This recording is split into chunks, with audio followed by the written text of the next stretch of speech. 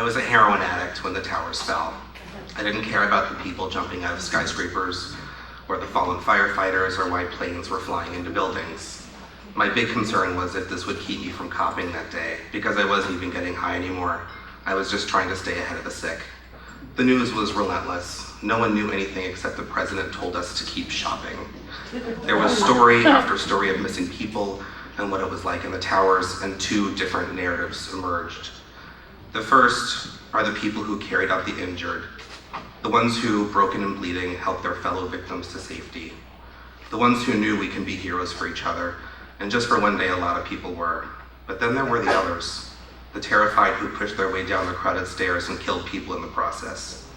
In the back room of the job I was barely holding on to, I shot up with toilet water and sat alone in a pile of broken promises, stuck with the realization that I was the kind of person who would be pushing my way out, pushing my way to the family I don't have, and the life I don't have, and the love I don't have, pushing towards nothing.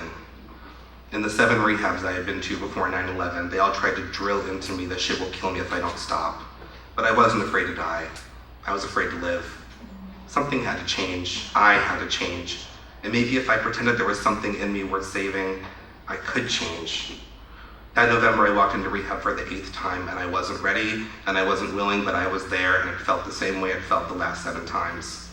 Getting off heroin is hard. Kicking hurts. I shuffled around that rehab in terrible pain with a hopelessness I never knew possible. Every cell in me screamed for drugs, but I stayed anyway. I did nothing but stay. I stayed clean. I built on the small victories of staying until I had a career and a husband and 2 beautiful kids.